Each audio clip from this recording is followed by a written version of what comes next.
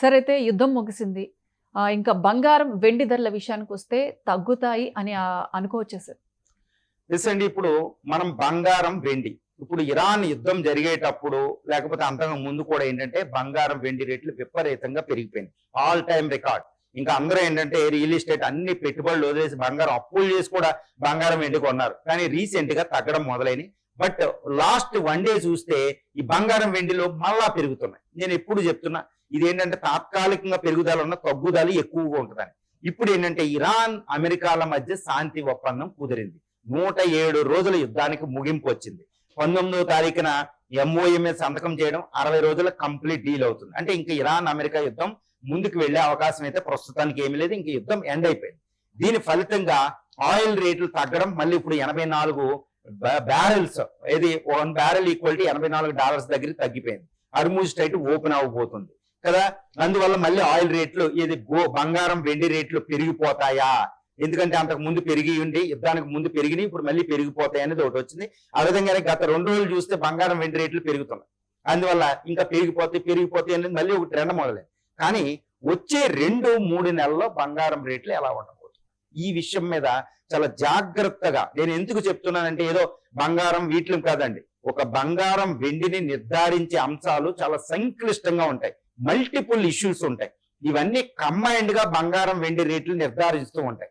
ముఖ్యంగా ప్రస్తుత ప్రపంచ వరల్డ్ పాలిటిక్స్ లో గ్లోబలైజేషన్ కాబట్టి జియో పొలిటికల్ టెన్షన్స్ దాన్ని ఎక్కువ నిర్ధారిస్తూ ఉంటాయి. తర్వాత ఫైనాన్షియల్ పాలసీ, ద్రవ్య విధానాలు అంటే monetary policies of various central governments నిర్ధారిస్తాయి. తర్వాత వాళ్ళ బడ్జెటరీ విధానాలు, కోస విధానాలు ఉంటాయి, అవి నిర్ధారిస్తాయి. పాలిటిక్స్ నిర్ధారిస్తాయి. తర్వాత వీటి యొక్క ఉత్పత్తి, తర్వాత డిమాండ్ ఎలా ఉందో నిర్ధారిస్తుంది. తర్వాత కరెన్సీ వాల్యూలు ఎలా ఉన్నాయి, స్టాక్ మార్కెట్ ముఖ్యంగా సెంటిమెంట్, ఈ సెంటిమెంట్ కూడా నిర్ధారిస్తూ ఉంటాయి. ఇప్పుడు డిఫెన్స్ లో పడిపోయిన ప్రతి గవర్నమెంట్, దానివల్ల ఇప్పుడు బంగారం, వెండి వచ్చే 2-3 నెలల్లో ఎలా ఉండబోతుందో చెప్పబోతున్నా. వీటన్నిటిని ఆధారం చేసుకుని ఇప్పుడు అందరూ అంటున్నారు యుద్ధం ఎండ్ అయిపోయింది, హర్ముజ్ స్ట్రైట్ ఓపెన్ అయిపోతుంది, ఆయిల్, గ్యాస్ ఫ్లో మొదలవుతుంది, ఆయిల్ రేటు, గ్యాస్ రేటు తగ్గిపోతుంది. కాబట్టి ద్రవ్యోల్బణం మీద ప్రభావం తగ్గిపోతే ఈ యొక్క వెంటనే బంగారం, వెండి డిమాండ్ కూడా పెరిగిపోవచ్చు, తగ్గిద్దని. కాకపోతే ఇక్కడ దీన్ని బట్టి ఏంటంటే బంగారం, వెండి రేట్లు తగ్గబోతున్నాయి, పెరగడం లేదు. ఎందుకు బంగారం, వెండి అంటే గత 2 రోజులు పెరగొచ్చు షాపుల్లో, ఏదో సెంటిమెంట్ లో అదే ఎండ్ అయిపోయింది అని సెంటిమెంట్ లో మార్కెట్ లో డిఫరెంట్ ఉంటది. కానీ బంగారం, వెండి రేట్లు వచ్చే 2 నెలల్లో అంటే ఈ జూను, అదేవిధంగా జూలై ఎండింగ్ వరకు బంగారం, వెండి రేట్లు విపరీతంగా తగ్గిపోబోతున్నాయి. నేను ఎందుకు చెప్తున్నానంటే ఇది ఎందుకంటే ఆ హర్ముజ్ స్ట్రైట్ ఓపెన్ అవ్వదండి, ఓపెన్ అవుతుంది అంతే. కానీ అక్కడ డీ మైనింగ్ ప్రాసెస్ అవ్వాలి. మైన్స్ పెట్టింది ఇరాన్. ఆ మైన్స్ ని క్లియర్ చేయాలంటేనే 2 నుంచి 3 నెలలు పడుతుంది. అమెరికా సాధ్యం కాదు. అమెరికా ఇప్పుడు యూరోపియన్ కంట్రీస్ అన్ని దేశాలు, ఒక 20-30 దేశాలు ఏకమై వచ్చి ఆ మైన్స్ అన్నిటిని తీస్తే కానీ హర్ముజ్ స్ట్రైట్ ఓపెన్ అవ్వదు. కాబట్టి హర్ముజ్ స్ట్రైట్ వెంటనే ఓపెన్ అవుతుంది యుద్ధం ఎండైనా. కాబట్టి ఆయిల్ రేట్లు ఒకేసారి పడిపోదు. గ్యాస్ కూడా ఇప్పుడు ఖతారు, తర్వాత Bahrain, UAE, Saudi Arabia, even Iran లో, ఈ కువైట్ లో, ఈ దేశాల్లో LPG టెర్మినల్స్ అన్నిటినీ పేల్చేయడం జరిగింది 107 రోజుల యుద్ధంలో. ముఖ్యంగా 39 రోజుల యుద్ధంలో, మొదటి 39 రోజుల యుద్ధం. ఇప్పుడు వాటి అన్నిటినీ మళ్ళీ నిర్మించాలంటే కొన్ని నెలలు కాదు, సంవత్సరాలు పడుతుంది. ముఖ్యంగా ఖతార్ లో టెర్మినల్, వరల్డ్స్ లార్జెస్ట్ టెర్మినల్ నిర్మించాలంటేనే సంవత్సరాలు పడుతుంది. మరి వెంటనే ఆయిల్ సప్లై అవ్వదు కదా. కాబట్టి ఇప్పుడు తగ్గిపోయిన ఆయిల్ ఏంటంటే ఏదో సెంటిమెంట్ కి స్టాక్ మార్కెట్ లో పడిపోయింది, కానీ ఆయిల్ రేట్లు పెరిగిద్ది, ఇంకప్పుడే తగ్గదు. కాబట్టి బంగారం మీద ద్రవ్యోల్బణం అలాగే ఉంటది. కాబట్టి ద్రవ్యోల్బణం అలాగే ఉంటుంది కాబట్టి బంగారం స్టెబిలైజేషన్ ఫ్యాక్టర్ లో ఉంటది, లేకపోతే తగ్గుతుంది అంతే.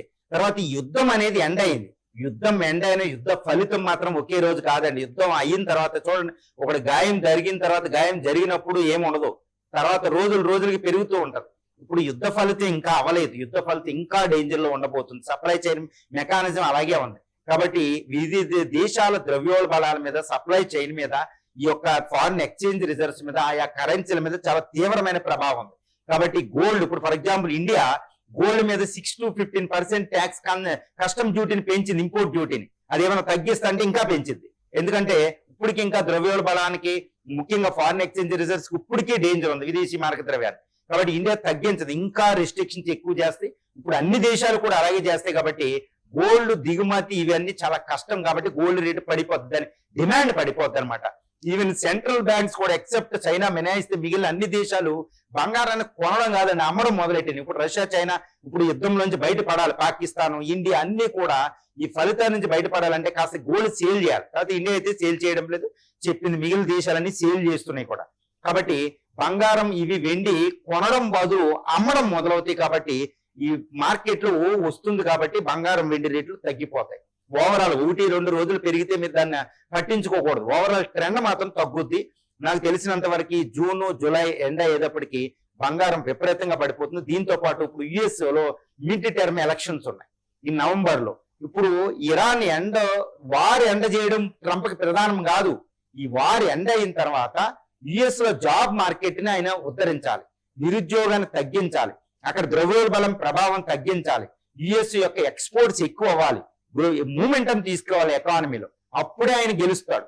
ఇప్పుడు మరి ఆయన ఏం చేయాలి అంటే యుఎస్ ట్రెజరీ బాండ్స్ మీద ఇంట్రెస్ట్ రేట్స్ ఆయన పెంచాలి, లేదా కానీ పెంచడానికి అక్కడ ఆస్కారం లేదు. కాబట్టి ట్రంప్ తీసుకొచ్చిన కెవిన్ వార్స్ ఇంట్రెస్ట్ రేట్ తప్పనిసరిగా తగ్గిస్తాడు.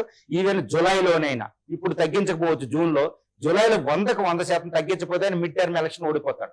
ఇంట్రెస్ట్ రేట్ తగ్గిస్తే గుర్తుపెట్టుకోవాలి, ఇంట్రెస్ట్ రేట్లు పెంచినా తగ్గించినా, పెంచితేనేమో ఇంట్రెస్ట్ రేట్లు బాగా పెంచితే డిమాండ్ తగ్గిపోదు, ఇంట్రెస్ట్ రేట్లు తగ్గించేస్తే బంగారం వీటికి డిమాండ్. ఇది రివర్స్ లో వైస్ వర్సా ఉంటుంది అనమాట, డిస్ప్రపోర్షనల్లీ ఆర్ ప్రపోర్షనల్ రేటు అని. కాబట్టి ఇప్పుడు ఈ జూన్ లో మాత్రం తప్పనిసరిగా ఇంట్రెస్ట్ రేట్లు పెంచుతున్నాడు. ఎందుకంటే నిరుద్యోగ మార్కెట్ బాగుంది, అది ఉద్యోగాలు ఎక్కువ కల్పించారు. ఇంట్రెస్ట్ రేట్లు అలాగే పెంచుతున్నాడు కాబట్టి బంగారం వెండి రేట్లు డిమాండ్ పడిపోబోతుంది. కానీ జూలైలో పెంచుతాడు కాబట్టి జూలై ఎండింగ్ కి ఈ బంగారం వెండి రేట్లు మళ్ళా పెరగడం మొదలవుతాయి. జూలై ఎండింగ్ నేను చెప్పేది ఏంటంటే ఇప్పుడు ఈ పరిస్థితిలో యుద్ధం ఎండ్ అయిపోయింది, బంగారం వెండి రేట్లు విపరీతంగా పెరిగిపోతాయి అని అనుకోకండి.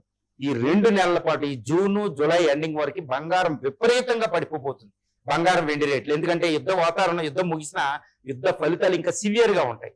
2 ఈ జూలై తర్వాత ఆగస్టు నుంచి మాత్రం బంగారం వెండి చరిత్రలో ఇంకెప్పుడు పందుకోనంత స్థాయికి పెరిగితే అనమాట. ఇది అన్ని విషయాలు కూలంకషంగా తెలిస్తేనే ఇలాంటి ఎనాలిసిస్ చేయగలుగుతారు. ఏదో ఒక విషయం మీద చెప్పేది కాదు. యుద్ధం ఒకటి బంగారం వెండి రేట్లు నిర్ధారించవు. కాబట్టి ఈ జూన్ జూలై ఎండింగ్ వరకు బంగారం వెండి రేట్లు పడిపోతాయి. కొనే వాళ్ళకు అద్భుతమైన అవకాశం ఇన్వెస్ట్మెంట్ పెట్టుకోవడానికి ఉంటేనే. కానీ ఈ రేట్లు పడిపోయిందని మాత్రం సుమారుగా అమ్మడం మాత్రం చేయకండి. ఎందుకంటే ఆగస్టు నుంచి అది విపరీతంగా పెరిగిపోతే బంగారం అవి రేట్లు అనమాట. ఎందుకంటే యుఎస్ లో ఇంట్రెస్ట్ రేట్స్ 100% ఆయన తగ్గిస్తారు. బంగారం వెండి రేట్లు పెరిగితే ఇండియాలో రూపీ స్టెబిలైజ్ అవుద్ది. బ్రిక్స్ బ్యాంకులో బ్రిక్స్ సమ్మిట్ సెప్టెంబర్ 12-13 న్యూఢిల్లీలో జరగబోతుంది. అప్పుడు బ్రిక్స్ కరెన్సీ డిసిషన్ వస్తే బ్రిక్స్ బ్యాంకులో బంగారాన్ని ఎక్కువ నిల్వేయడానికి వెళ్తాయి. కాబట్టి విపరీతంగా అప్పటికి గ్లోబల్ ఎకానమీ కాస్త స్టెబిలైజ్ అవుతుంది, యుద్ధం మొత్తం ఆగిపోతాయి, ఆయిల్ రేట్లు కూడా తగ్గుతాయి. కాబట్టి బంగారం వెండి రేట్లు విపరీతంగా మళ్ళీ పెరిగే అవకాశాలు ఉన్నాయి ఆగస్టు నుండి.